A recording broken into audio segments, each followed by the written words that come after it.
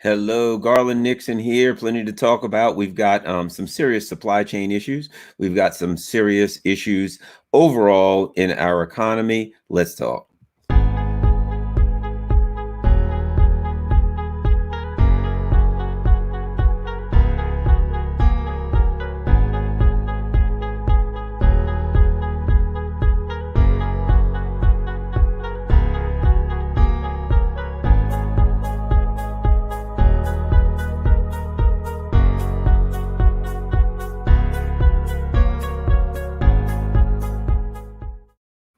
Hello, hello, hello. Oh, my name's Garland Nixon, and we got plenty to talk about. And we're going to talk about the economy and some issues that we're looking at. So, if you've been out shopping for anything lately, you realize that there are some severe issues in our economy. Things are very difficult to find. If you want to buy a lot of things, I understand that Ford has like literally hundreds of acres of vehicles there sitting there waiting for chips. If you want to buy an RV, the wait is like 20 weeks for a new one. Just lots and lots of things right now that we can't get our hands on, that our supply chain is all screwed up, that we can't get products. And that's driving the price up. You know, a number of things can drive inflation. And one of the things that can drive inflation is if you have the willingness to purchase, but you don't have the supply. If I have one banana, and I don't have anybody that wants to buy the banana, I got to lower the price of the banana. But if I got one banana and I got 50 people and all of them want a banana, I can keep raising the prices because somebody's going to pay my price sooner or later to get the banana. I've got a shortage, right, of supply, an excess of demand. The prices go up, you got inflation. That's what we're dealing with right now. But let's go dig into that a little bit, because when we talk about the problems we're having, people say, well, that's as a matter that, well, COVID, we were shut down, lockdown, blah, blah, blah. Like it's some kind of an act of God. Like, oh, well, COVID happened, therefore you can expect these kinds of things. Maybe. But let's explore some of the other possibilities. How did we get where we are? Well, there are a lot of things that we're waiting for that are shipped in from China, from Indonesia, a lot of clothes, things of that nature, from Taiwan, from Thailand, from all over the place, from a lot of Asian countries where the labor is very cheap, if you see where I'm going.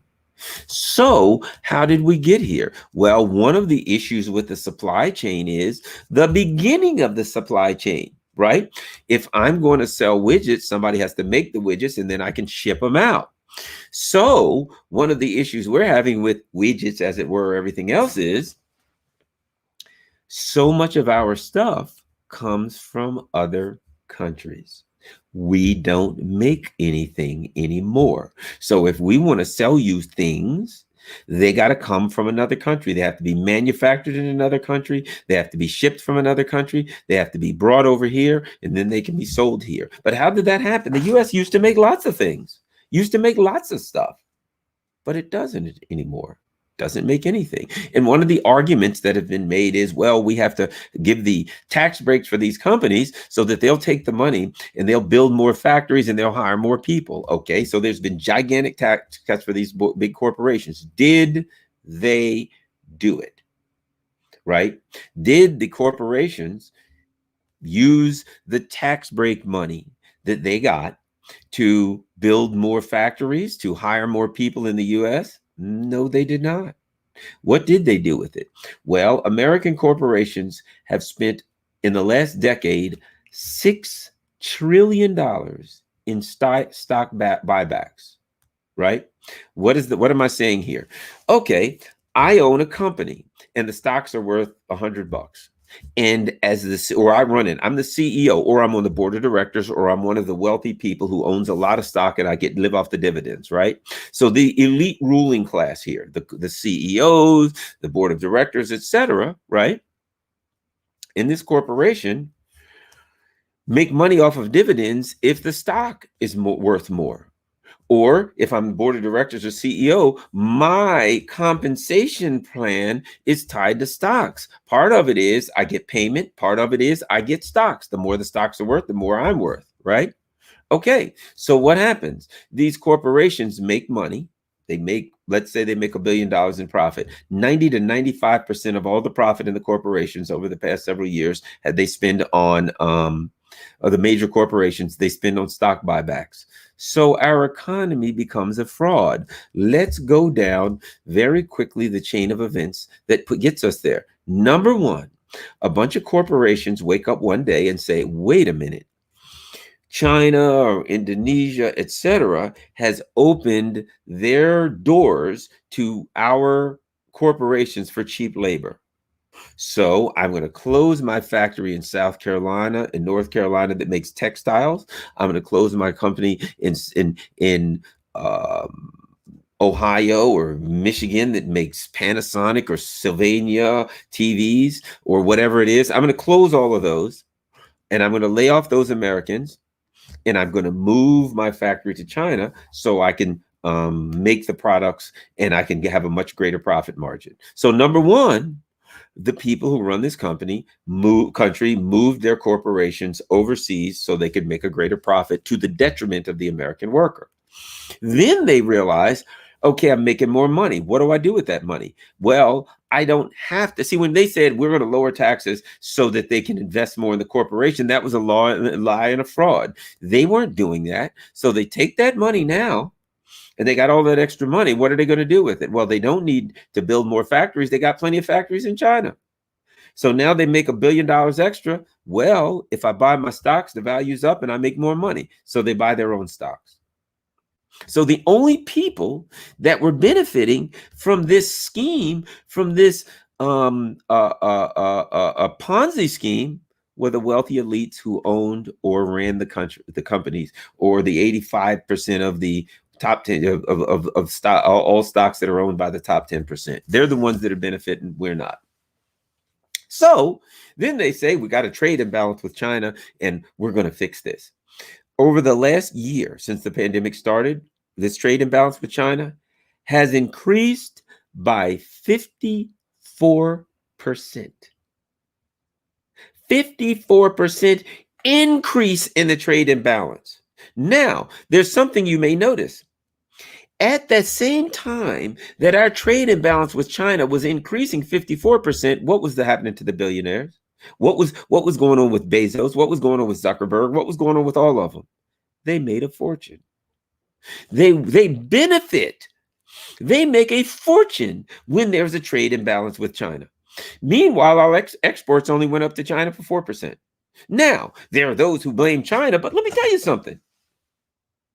If I offer you a business deal and you're going to make out well, you think China's going to say no thanks? Hell no. No country's going to say no thanks. They're going to take it. I don't blame them. Anybody would. But now that things are falling apart, and now that their self-serving scheme is being exposed, now they're going to blame China for their own actions. I don't buy that for a second. Not for 1 second. So now what's going on? So now what's happened is we've got a shortage of everything. We can't buy the normal things we want. We live in a country that's abnormal. You got money, maybe if you're lucky, and you want to buy something if you're fortunate, but you can't buy it. Why? Because our economy is fundamentally broke. We don't have an economy that's designed to make things anymore. That's designed to benefit the people. That's designed to keep the country going. When we needed rubber gloves, we couldn't get them. We don't make them. Masks, we couldn't get them. We don't make them. For the hospitals, for basic things for the hospitals, we couldn't get them. We had to wait for them to come from another country. We don't make them anymore. We don't make anything anymore. It was all a fraud so they could make greater profit. So what we ended up with was a country that makes a gigantic profit for the richest Americans and screws everybody else. And now our economy is so broken, we can't even buy the basic necessities anymore. We have to wait for everything because we don't make it. And who knows when it's going to get better, if it's going to get better. Now, if that isn't bad enough, we got a bunch of idiots saying, yeah, China's terrible. We might have to go to war with them. Let's just run this by you for a second. For 1 second. What would happen Now, we are not at war with China, and you can't buy anything, right? What would happen if the US went to war with China tomorrow? First of all, every scenario of war games ends of a US going to war with China ends in a nuclear confrontation and the end of humankind. So if we went to war with China tomorrow, we'd all be dead. We already know that. You know, that's what all the war games say. We'd all be dead. Okay. You could start by saying, what kind of an irresponsible maniac would even risk that? But that kind of irresponsible maniacs that run this country would do that. It was under the Trump administration, it's under the Biden administration. They're doing the same thing. These idiots are taking a chance of ending all of humankind. But there's nothing we can do about that. That's the lunatics that have been running our country for some time. We are truly in Dr. Strangelove times. But let's just say, for the sake of argument, that we have a discussion of what happens if we go to war with China. What would the shelves look like the next day? If we went to war with China, if we're at war with a country, they sure as hell ain't shipping nothing here, are they? Could we get any of the chips, any of the things that we need? Could we make cars? No, we couldn't. Could you buy a TV? Could you buy a computer? Could you buy any of the stuff? If we were go to war with China, Nike shut down that day. All of our computer companies that get so many parts, they're all shut down, right? Apple, done. Walmart, closed. Amazon, it's all over. On and on and on. You go to the restaurants and you see these boxes of straws and paper and all this stuff made in China, made in China, made in China. Everywhere, everything made in China, made in China, made in China. So if we were to actually go to war with China, if they were to get what they're pretending that they want, it would be the destruction of our society as we know it, even if they didn't end up having a nuclear weapon, which means that any way you look at it, that'd be it for us. Now, James H., he makes a good argument here, and James says, the U.S. won't ever go to war with a major power. He has to be a little one that it can bully. Yeah, but remember, that's what they said before World War I. See, it's nobody wants a war. No, World War I, nobody wanted a war, and they ended up with one, right?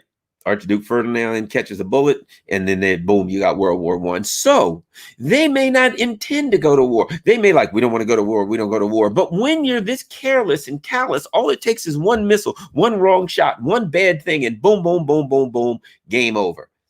Some exchanges. What do I think would happen? Because our ships are surrounding China, and they're pretty much naked out there in the seas, that there would be a quick exchange of missiles, that all of our ships would be sunk within hours by anti-aircraft missiles. All of them would be sunk within hours. Come on, let's be honest. Now, with these hypersonic missiles, and there's no defense for them, aircraft carriers, everything would be sunk. And at that point, the U.S. would respond with nukes or something. It'd be, bottom line, see you. And that could happen on any given time. So they may not want it, but they're risking it. But meanwhile, even without that, our economy has been exposed as broken. Our economy let me put it a different way, though. It's broken for us. It's broken for the everyday person. It's broken for the tax-paying citizen. For the elite ruling class, it ain't broken for them. They've never made more money than they have. Think about this. 2008, what happened afterwards? The elite ruling class made a fortune. They got richer. The pandemic hits, the shutdown hits. What happens? People get screwed. The elite ruling class gets richer. When these type of disastrous occurrences happen, they're a problem for us. They're a solution for them. For us, it's a problem because our people suffer. For them, they get richer and richer and richer. And that's what happens. Now, in between, they just try to make suckers out of us. Meanwhile, so we won't ask any questions, they give us an enemy. So I won't look at Capitol Hill and say, what are you guys doing? You sent all our jobs to China. They say China's evil. So I won't look at them and say, what are you guys doing on Capitol Hill? You're screwing us over. They say, oh, look over there. It's Russia. Oh, China. Oh, wait a minute. Venezuela. Oh, wait a minute. It's Iran. So that they give us bugaboos. They give us boogeymans. They keep our mouths shut. They keep us fighting against each other. That's the other thing. They get us beating the crap out of each other in the streets and fighting and arguing amongst each other. And the one thing we don't do is look at the elite ruling class who are making the decisions that give us the shaft. And we end up with a fundamentally broken economy that works for the rich and screws over the poor. And that's where we are. And the truth of the matter is this: Russia, China, Iran, those other countries, they want to mind their own business. Let's not pretend that any of those countries would want to go to war with the United States. None of them do. It's just that we've got this vicious, rapacious empire that looks to rule the world, and Russia and China are far too powerful for the vicious empire to just roll over and force them to do whatever they want to do. And so now our empire is freaking out, trying to figure out a way to bully these people. And guess what? It ain't working, and it ain't gonna work. And so we're the ones on the business end of it as the everyday working class person.